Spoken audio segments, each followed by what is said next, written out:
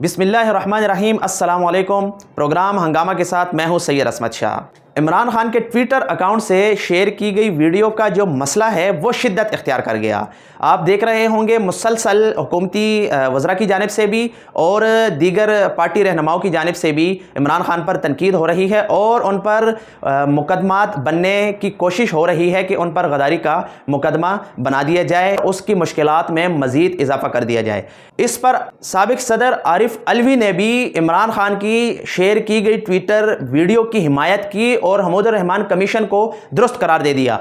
उन्होंने तकरीब में कहा कि हमीदुर रहमान कमीशन कोई भी अगर पढ़े तो उस पर गद्दारी का मुकदमा बन जाएगा, क्योंकि उस कमीशन में इतने हकाइक और इतने सच्चाई पर मबनी चीज़ें रिपोर्ट हैं और रिकॉर्ड पर हैं कि जो उस वक्त की इस्टेब्लिशमेंट थी उनको रिपोर्ट के हिसाब से गद्दार करार दिया गया था। तो आज आरिफ अलवी ने भी उसकी हिमायत की और कहा कि वो कमीशन बिल्कुल दुरुस्त है। इमरान खान ने उनके हवाले से तो कोई बात की नहीं है। पहली बात तो ये कि वो जेल में है। उनके किसी अकाउंट हैंडलर ने ये वीडियो शेयर की तो आरिफ अलवी ने उसकी भी हिमायत की और कहा कि वो बिल्कुल दुरुस्त है और मैं भी उसकी हिमायत करता हूं, क्योंकि शेख मुजीबुर रहमान उस वक्त गलत नहीं था। उस वक्त कौन गलत थे? वो उस वक्त की इस्टेब्लिशमेंट थी और उस वक्त के जो इंतज़ामिया थी वो गलत थी। मुल्क को तोड़ने की कोशिश उनकी जानिब से हुई और उसकी वजह से मुल्क को नुकसान हुआ। आरिफ अलवी ने तकरीब से खिताब में मज़ीद भी कहा कि मैं उन लोगों से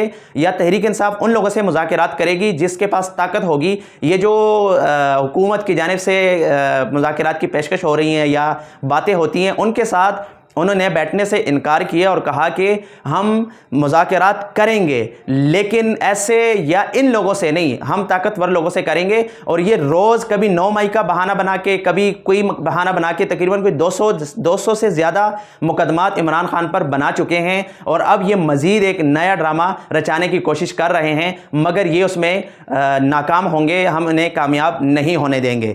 इसके साथ आपको बताते हैं कि हमीदुर रहमान कमीशन के हवाले से इससे पहले भी नून लीग या पीपल्स पार्टी या उससे हट करके जो दीगर बड़ी जमातें हैं उनके बड़े रहनुमाओं ने भी उस कमीशन की हिमायत की है और शेख मुजीबुर रहमान को दुरुस्त करार दिया।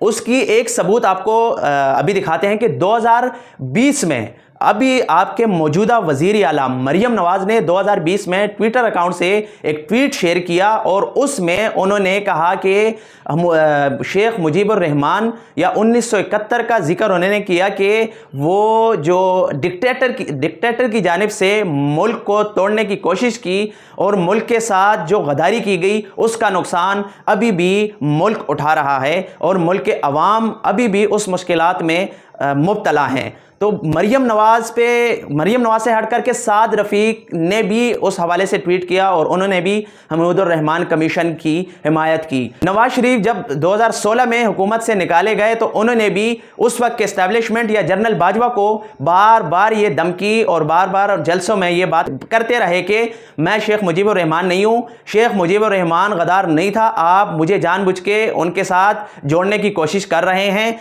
जो कि ज़्यादती है। अच्छा, अगर मरियम नवाज़ 2020 में ये ट्वीट कर सकती है, नवाज शरीफ शेख मुजीबुर रहमान को दुरुस्त करार दे सकते हैं या साद रफ़ीक उनकी हिमायत में बात कर सकते हैं, तो क्या उनके खिलाफ गद्दारी के मुकदमे नहीं बन सकते?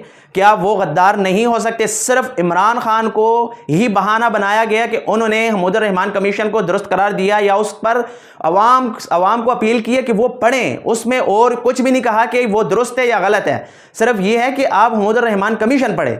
इसके साथ गुज़िश्ता रोज़ पाकिस्तान तहरीक इंसाफ की कोर कमेटी का इजलास हुआ जिसमें फैसला हुआ कि चीफ जस्टिस काजी फैज़ ईसा तहरीक इंसाफ के केसेस से ख़ुद को अलग कर दें।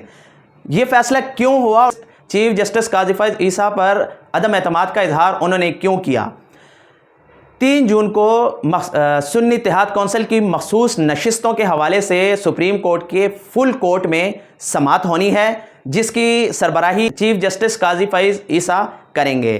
तो तहरीक इंसाफ को ख़दशा है कि जो हमारी मखसूस नशिस्तें हैं वो चीफ जस्टिस की मिली भगत से या उनकी सहूलतकारी से हुकूमती जमातों को मिल सकती हैं या फिर चीफ जस्टिस उन्हें दे सकते हैं। तो इसलिए उन्होंने कहा कि चीफ जस्टिस हमारे केसेस یا جو مخصوص نشستوں کے حوالے سے جو 3 جون کو جو کیس سماعت کے لیے مقرر ہے وہ بالکل بھی نہ سنیں۔ اس میں ایک اور چیز بھی سامنے آتی ہے، اگر سنی اتحاد کونسل کی جو نشستیں ہیں، جو سیٹیں ہیں، وہ حکومت کو اگر مل جاتی ہیں تو حکومت کو 2/3 اکثریت مل جائے گی۔ تو اس میں چیف جسٹس قاضی فائز عیسیٰ کو ایکسٹینشن ملنے کی بہت زیادہ توقعات بڑھ جاتی ہیں اور ان کو یہ مل سکتی ہیں۔ تحریک انصاف کو یہ خدشہ ہے کہ چیف جسٹس ہو سکتا ہے کہ یہ نشستیں ان کے حوالے کر دیں۔ تو اس کے ساتھ اگر 2/3 اکثریت حکومت کو اگر مل گئی تو ایک اور بھی بڑی شخصیت جو اس وقت ملک کے اہم ادارے کے سربراہ ہیں تو وہ بھی ایکسٹینشن کی امید رکھے ہوئے ہیں۔ گورنر خیبر پختونخوا نے مزار قائد پر حاضری دی، اس کے بعد میڈیا سے گفتگو میں نہ چاہتے ہوئے بھی ایک بار پھر تحریک انصاف اور علی امین گنڈاپور کو تنقید کا نشانہ بنایا۔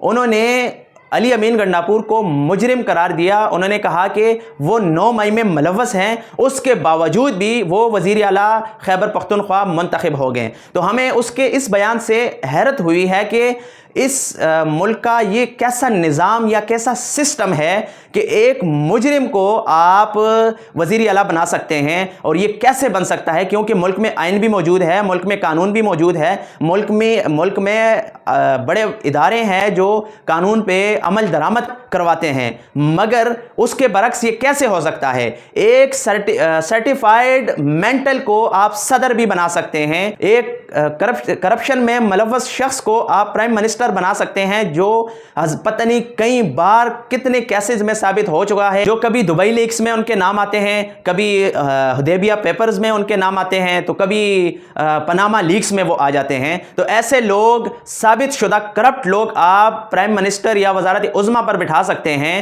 تو یہ کیسا نظام ہے؟ یہ کیسا سسٹم ہے؟ تو فیصل کریم کنڈی کیسے کسی پر تنقید کر سکتے ہیں؟ وہ صرف میڈیا میں زیر گردش رہنے کے لیے سر اٹھا کے آ جاتے ہیں۔ ان کو آپ نے دیکھا ہوگا گزشتہ کئی دنوں سے وہ خاموش تھے۔ آصف علی زرداری نے انہیں منع کیا تھا کہ آپ نے جو عوامی منتخب نمائندے ہیں ان پہ تنقید نہیں کرنی، کیونکہ آپ کئی بار علی امین گنڈاپور سے اپنے حلقے میں ہار چکے ہیں، آپ کے اپنے علاقے کے لوگ آپ پر اعتماد نہیں کر رہے۔ پتہ نہیں آپ کو کیسے انہوں نے گورنر خیبر پختونخوا منتخب کر دیا۔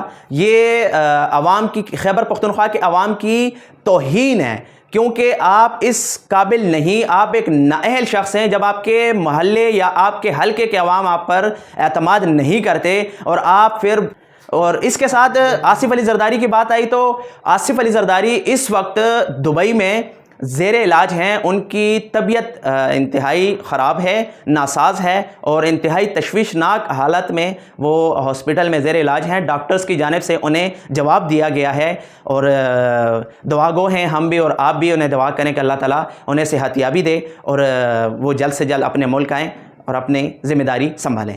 آج تک کے لیے اتنا ہی، اگلی ویڈیو کے ساتھ پھر حاضر ہوں گے۔ تب تک کے لیے اپنا اور اپنے اس چینل کا خیال رکھیے۔ اللہ حافظ۔